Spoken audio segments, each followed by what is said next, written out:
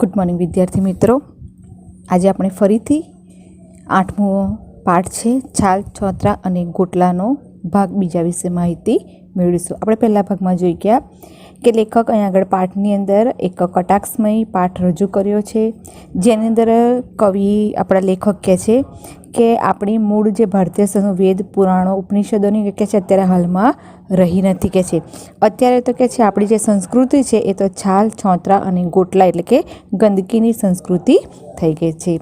આપણે આગળ જોયું હતું કે એક કવિએ વ્યંગની અંદર એક પંક્તિ વિશે વાત કરી હતી. આગળ કવિ બીજી એક કવિના એક ફિલ્મી શાયરીની પંક્તિ વિશે વાત કરે છે. તો આજે આપણે ભાગ 2માં આગળ જોઈએ. બીજા એક ફિલ્મી શાયરે ગાયું છે, દિલ કે ટુકડે હજાર હુએ, એક યહાં ગીરા એક વહાં ગીરા. હવે દિલનું શું છે કે આપણામાંના કેટલાકની પાસે જ એ હોય છે, બધા પાસે નથી હોતું. વળી જેની પાસે હોય છે તેનું દિલ તૂટે છે માત્ર જુવાનીમાં જ. એટલે દિલના 1000 ટુકડા થાય અને એક અહીં ફેંકતા જઈએ અને એક ત્યાં ફેંકતા જઈએ. એવું સદભાગ્ય તો કોકને જ મળે છે. પણ ફોફા કે ટુકડે દો ચાર હુએ, એક યહાં ગીરા એક વહાં ગીરા. એ ગીત તો ગૌરવપૂર્ણ આપણે ગાઈ શકીએ છીએ એમ છીએ, શૈશવથી તે વૃદ્ધા અવસ્થા સુધી. એટલે જ દિલના ટુકડા વેરાયેલા તો માત્ર કોલેજ કમ્પાઉન્ડમાં જ દેખાય છે, પણ ફોફા કે ટુકડે ઇધર ઉધર યહાં વહાં સબ જગહ. આગળ કહે છે કે એક ફિલ્મી શાયરે ગીત ગાયું હતું કે દિલ કે ટુકડે હજાર હુએ, એક યહાં ગીરા એક વહાં ગીરા. પણ આગળ લેખક કહે છે અત્યારે તો કે આ જમાનામાં તો કે છે આવું બધું કશું થતું જ નથી. કહે છે બધાની પાસે કહે છે કે દિલ હોય અને એના 1000 ટુકડા થાય, એ તો કહે છે કે એક વાત થઈ ગઈ છે કે છે એને, એટલે કે એની કોઈ કે જરૂર છે નહીં. એટલે કહે છે કે એમાંય પાછું કે દિલ તૂટવાનું છે એ ફક્ત માત્ર જુવાનીમાં જ હોય છે, કે રોજે રોજ દિલના ટુકડા થતા નથી, કે આખી જિંદગી પણ એ ચાલતું નથી. એ કહે છે જુવાનીમાં કોઈ પ્રેમ કરે ને એનું દિલ તૂટી જાય એની આગળ વાત કરે છે. પણ લેખક કહે છે કે આવું સદભાગ્ય કોકને જ મળે છે. એટલે કે આપણે જે કહે છે કે જુવાનીની અંદર દિલ તૂટે વ્યક્તિનું, બરાબર, એની વાત નથી કરતા. પણ એ તો કે લેખક કહે છે કે જે ફોફા એટલે કે ફોતરા છે, બરાબર, એ ફોતરા તો કે છે એક સરસ મજા, દાખલા તરીકે મગફળી છે, બરાબર, તો મગફળીને આપણે આખો સરસ એનો આકાર હોય છે, પણ આપણે કે છે એના ફોડીએ છીએ, અંદરના જે બી ખાઈએ છીએ, પછી એના છોતરા જે એના ભાગ એના ટુકડા કરી અમુક લોકોની મજા હોય કે જે ફોતરા હોય એના ટુકડા કરતા હોય અને કે છે કામ ફેંકે એમ આમ ફેંકે એમ કે છે વેરતા જાય છે. અને કે છે આ તો કે આ ગીત કે છે આપણી માટે ગૌરવપૂર્વક કઈ રીતે આપણે ગાઈ શકીએ, કારણ કે જે ફોતરાના જે આપણે ટુકડા કરીએ છીએ, બરાબર, એટલે ફોતરાને એક લેખકે આગળ હૃદય સમજી બેઠા છે કે છે એના ટુકડે તો કે છે આપણે શું કરે છે મન ફાવે ત્યારે ફેંકી શકીએ છીએ. એટલે કે જે ફોતરાનું જે દિલ છે એ દિલ મનુષ્ય તોડી નાખે છે અને કે ગમે તેને આ કે છે જે ક્રિયા છે એ કઈ સુધી ચાલે છે, તો શૈશવથી વૃદ્ધાવસ્થા એટલે કે બાળપણથી માંડીને યુવાન થાય ત્યાં સુધી કે છે, જ્યાં સુધી એ કે છે મન ફાવે તો છોતરા હોય એને ગમે ત્યાં ફેંકતો જાય છે. લેખક કહે છે મનુષ્યનું જે દિલ તૂટે છે એ દિલ તો ફક્ત કોલેજ કમ્પાઉન્ડમાં જ જોવા મળશે, બીજે ક્યાંય જોવા મળતું નથી. પણ છોતરા જે છે, બરાબર, એ છોતરા તો તમે દુનિયાની અંદર મનુષ્ય તો કે છે ગમે ત્યાં ફેંકેલા છે. એટલે કે તે એ જે કંઈ ફળ છે, બરાબર, જે કંઈ મગફળી કે જે કંઈ છે, બરાબર, એ વસ્તુ તો ખાઈને એને છોતરા કે મનુષ્ય કે છે એના ટુકડા કરી ગમે ત્યાં ફેંકી દીધેલા હોય છે. આગળ લેખક કહે છે જો કે આ પણ પુણ્યવંતી પ્રવૃત્તિ છે, એમાં જીવદયા સમાય છે. ફોફાના ફોતરામાં જો સિંગ ફોતરા પણ હોય તો એના પર કીડીઓ આવે. ઘણીવાર તો કીડીઓ સકુટુંબ મિત્ર મંડળ સહિત આવે છે. હવે કીડી બિચારું નાનું જંતુ, આપણે ફોફાના ફોતરાને રૂમાલમાં નાખીને નાની પોટલી વાળી ખિસ્સામાં રાખી પછી મ્યુનિસિપાલિટીની કચરાપેટી દેખાય ત્યાં જઈ ઠાલવી શકીએ. વિદેશોમાં આવો સજ્જડ નિયમ છે, પણ આપણે તો જીવ દયાવાળા માનવીઓ રહ્યા. આપણી કીડી બહેનો બિચારી કેટલું ચાલીને છે કચરાપેટી સુધી ક્યાં જાય, બિચારી થાકી ન જાય. એટલે જ આપણે દયા આણીને એને ફોતરાની હોમ ડિલિવરી આપીએ છીએ. કીડીઓ સર્વત્ર, ફોતરા સર્વત્ર, સેવ ભૂસું ચવાણું ને દાણા સર્વત્ર, એટલે કીડીઓ સર્વત્ર. આપણી લાગણીઓ સૌરવ્યાપી આપણે ત્યાં કીડી, મંકોડા, માખી, મચ્છર સર્વવ્યાપી. આપણે બધા માનવીઓ અને જંતુઓ પરસ્પર પ્રેમ રાખીને કેવું મધુર જીવીએ છીએ. મૂરખ યુરોપ અમેરિકાવાળા આ સમજી શકતા જ નથી. અરે રે, કારુણ્ય, કારુણ્ય, અપાર કારુણ્ય. શું કહે છે લેખક? કહે છે આપણી જે પ્રવૃત્તિ છે બરાબર છોતરા ફેંકવાની, એ કહે છે પુણ્યવતી આપણી માટે. તો કહે છે છોતરા ગમે ત્યાં ફેંકવાય, તો કહે છે આપણી પુણ્યનું કામ. કહે છે કેમ? તો કહે છે આપણે પુણ્યનું કામ એને કેમ કહેશે કે ભારત દેશના મનુષ્યો માં હૃદયમાં તો કહે છે જીવદયા રહેલી છે. નાના મોટા કોઈ પણ હોય એમના પ્રત્યે કહે છે દયા રહેલી છે. એટલે બિચારા કહે છે શું કરે છે કે ભારતના લોકો તો કહે છે ફોતરા જે હોય એમાં સિંગના ફોતરા હોય તો કહે છે ગમે ત્યાં પડ્યા હોય ત્યાં તો થોડી વારમાં તો કીડીઓ કહે છે આવી જાય છે. અને એમાં તો કીડીઓ તો કે એકાદ બે પહેલાં શરૂઆતમાં કીડી દેખાય, પછી તો કીડીઓનું આખું સહકુટુંબ મિત્ર મંડળ સહિત બધા જ કહે છે આવી જાય છે. અને કહે છે આપણે એવું માને કે બિચારી કીડી અમથું નાનું અમથું જીવ બિચારી, એટલે આપણે ગમે ત્યાં ફેંકીએ એટલે બિચારી એ ટોળું વળીને ખાવા માટે આવી જતી હોય છે. લેખક કહે છે કે એમાંય પછી કહે છે આપણે કહે છે કે ફોતરા કહે છે ફોલ્યા બરાબર, પછી રૂમાલમાં નાખ્યા, નાની એક પ્લાસ્ટિકની બેગમાં નાખ્યા, ખિસ્સામાં રાખી પછી મ્યુનિસિપાલિટીના ડબ્બામાં કહે છે કચરાપેટીમાં જઈને નાખીએ છીએ. આવો નિયમ તો કહે છે વિદેશોમાં છે. કહે છે આપણા ભારત દેશના લોકોમાં આવો નિયમ છે. ને કેમ? તો ભારત દેશના લોકો તો જીવદયાવાળા છે.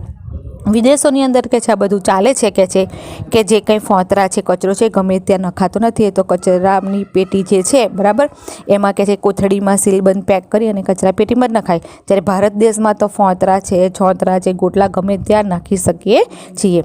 આગળ લેખક કહે છે કેમ? તો કહે છે ભારતના લોકો તો કહે છે જીવદયાવાળા છે. એટલે અહીંયા આગળ પણ લેખક આપણી ઉપર એક કટાક્ષ કરે છે. કેમ? કે ભારતના લોકોને ગમે ત્યાં ગંદકી કરવાની, ગમે ત્યાં કચરો નાખવાની ટેવ છે માટે. આગળ લેખક શું કહે છે કે આપણે બિચારી કીડી બેન આપણે વિચાર કરીએ બિચારી કીડીઓનું કહે છે કે નાનો અમથો જીવ બિચારું ચાલીને છે કચરા પેટી સુધી જાય, એ કોથળીને પાછું તોડે ને એમાંથી પાછા કહે છે જે કંઈ ફોતરા કે સિંગના દાણા છે કે સેવ પડ્યું છે કે ભૂસું પડ્યું છે ગમે તે કહે છે બિચારી ખાય બરાબર. તો કે એને કેટલી બધી તકલીફ પડે. કે બિચારું નાનું અમથું જીવ છે એટલે એને તકલીફ ના પડે, એટલે કે આપણે ગમે ત્યાં છોતરા ફેંકતા હોય છે. આપણને તો કે જીવદયા રહેલી છે એટલે આપણે શું કરે છે ગમે ત્યાં ફોતરા જે છે બરાબર એ ફોતરા ફેંકીએ છીએ. એટલે સર્વત્ર ફોતરા હોય છે, સર્વત્ર કીડીઓ પણ જોવા મળતી હોય છે. આપણે કહે છે માનવીય જે ભારત દેશના છે એ જંતુઓ પછી કે આપણે કેવું મસ્ત મજાના પ્રેમથી પરસ્પર એકબીજા સાથે મધુર પ્રેમથી કહે છે જીવન જીવીએ છીએ. એટલે લેખક કહે છે કે હારા વિદેશના લોકો, યુરોપ અમેરિકાના લોકો કહે છે મૂર્ખ છે સાલાઓ. કહે છે કેમ? જે લોકો મૂર્ખ છે કેમ કહે છે? તો કે જે લોકો સમજતા જ નથી. એ તો કહે છે બિચારે પ્લાસ્ટિકની બેગમાં નાખે છે કચરોનો ફોતરાની બધું, અને પછી કહે છે જઈને કહે છે ડસ્ટબિનમાં જઈને નાખી આવે છે. કહે છે એટલે કેટલું કરુણતા છે કે બિચારી કીડીઓ નાનો અમથો જીવ એ લોકો કહે છે વિદેશી લોકો કહે છે કે જીવદયા રાખતા નથી, પણ આપણા ભારત દેશના લોકો તો જીવદયા રાખે છે. એટલે કહે છે કે કેટલું કારુણ્ય છે. કહે છે આગળ કહે છે અને છાલ, છોતરા અને ગોટલાની આપણી સંસ્કૃતિનો પ્રથમ પાયો છાલ. બને તો કેળાની પણ, નારંગીની, મોસંબીની કે નારિયેળની પણ ચાલે. આપણે આ બધા પ્રકારની છાલ સર્વત્ર ફેંકીએ છીએ, પણ ફેંકવા માટે કેળાની છાલ શ્રેષ્ઠ. કેળું ખાઈને કેળાની છાલ આમ ફટાક દઈને ફંગાવી દેવી એ તો આપણી પ્રિય રાષ્ટ્રીય રમત છે. ઓલિમ્પિકવાળા દડા ફેંકની અને ભાલા ફેંકની રમતો રાખે છે એટલે આપણો પત્તો નથી ખાતો, કાંસાનો ચંદ્રક પણ નથી મળતો. પણ કેળાની છાલ ફેંકની સ્પર્ધા રાખે તો ભારતીય ખેલાડીને જ સુવર્ણચંદ્રક મળે. બીજાઓને આવડે જ નહીં ને, કારણ પ્રેક્ટિસ જ નહીં ને. બીજા દેશના લોકો તો કેળા ખાઈને છાલ પ્લાસ્ટિકની બેગમાં મૂકી ડસ્ટબિન પાસે જઈ અંદર મૂકી આવે છે બિચારાઓ. અહીંયા આગળ લેખક આગળ છાલની વાત કરે તો કે છાલ કોની? તો કેળાની હોય, નારંગી, મોસંબી, નારિયેળ આ બધા જ ફળોની કે છે છાલ હોય છે. પણ અહીંયા આગળ લેખક કહે છે એ છાલમાં ફેંકવાની જો મજા આવતી હોય તો કે છે કેળાની છાલ કે છે શ્રેષ્ઠ છે. આપણે કે છે કેળું ખાઈ લીધું અને કેળાની જે છાલ છે એને ફટાક દઈને ગમે ત્યાં ફંગાવી દે છે, ગમે ત્યાં નાખી દે છે. આ તો આપણી એક રાષ્ટ્રીય રમત છે. કઈ રાષ્ટ્રીય રમત?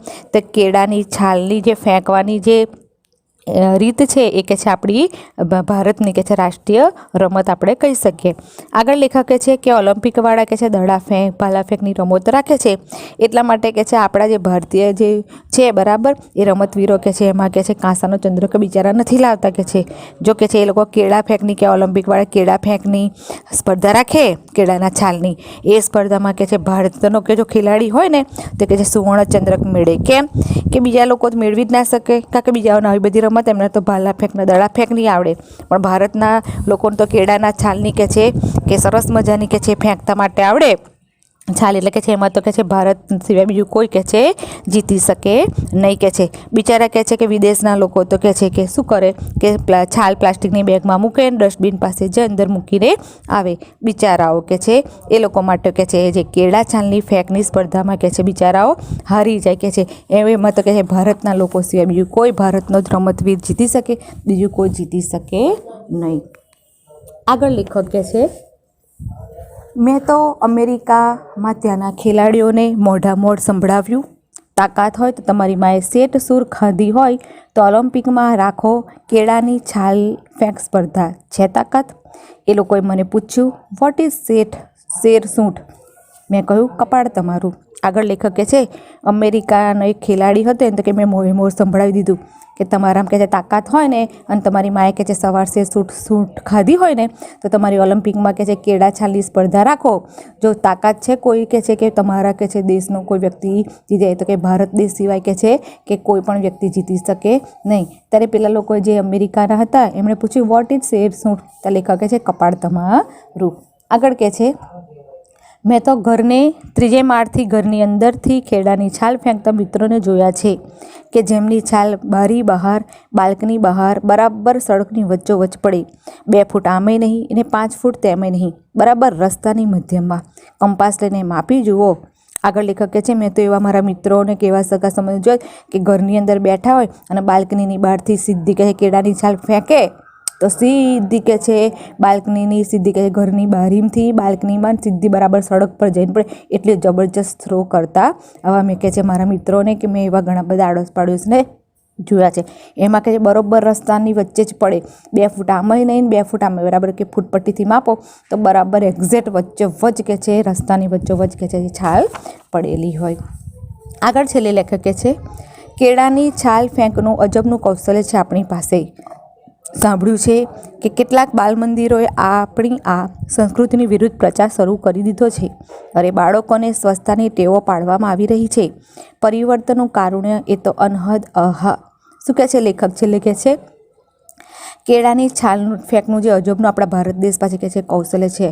લેખક કહે છે પણ મેં સાંભળ્યું છે કે અત્યારે કે છે બાલ મંદિર છે કે જુનિયર સિનિયર કેજી છે કે સ્કૂલોની અંદર કે છે આપણી જે સંસ્કૃતિ, કઈ સંસ્કૃતિ અહીં આગળ વાત કરે છે લેખક? છાલ ચોતરા અને ગોટલાની જે સંસ્કૃતિની વિરુદ્ધ કે પ્રચાર કરે. કેમ કે અત્યારે જેમ જેમ સમય આવે છે એમ 21મી સદીની અંદર ભારતની અંદર થોડો ઘણો સ્વચ્છતા માટે ભારતના લોકો જાગૃત થયા છે. એટલે હવે સ્કૂલો કોલેજોમાં બધાની અંદર કે છે કે સ્વચ્છતા અભિયાન શરૂ કરવામાં આવે છે. એટલે લેખક કે છે કે જે આપણી કે ફેંકવાની જે છે ગમે ત્યાં કચરોને બધું ફેંકવાની એ સ્પર્ધાની અંદર તો કે છે અત્યારે કે છે બાલ મંદિરમાં અને બધે જ કે છે શીખવાડવામાં આવે છે. એટલે આપણી સંસ્કૃતિ કે છે ધીરે ધીરે મરી પડવાની, કઈ જે ફેંકવાની પદ્ધતિ છે એટલે કે જે છાલ છોતરા ગમે ત્યાં ફેંકીએ છીએ એ કે છે ધીરે ધીરે કે છે આપણી વિરુદ્ધ કે છે પ્રચાર શરૂ થઈ ગયો છે અને કે છે સ્વચ્છતા માટે લોકોને જાગૃત કરવામાં આવ્યા છે. એ ટૂંકમાં આ પાઠની અંદર લેખક જે કટાક્ષ મય વાણી દ્વારા ગંદકી અને આપણામાં જે અણઘડતા રહેલી છે એ કુટેવો તરફ પ્રકાશ ફેંક્યો છે અને ભારત દેશના લોકોને એક જાગૃતિ લાવવાનું કહ્યું છે કે ગમે ત્યાં કચરો જે છે ફેંકાય નહીં, કે ગંદકી થાય છે અને જેના કારણે રોગો પણ થતા હોય છે. એ ટૂંકમાં લેખક આપણને કટાક્ષમય રીતે સમજાવે છે કે ભારત દેશ જે છે એ ભારત દેશમાં સ્વચ્છતા લાવી ખૂબ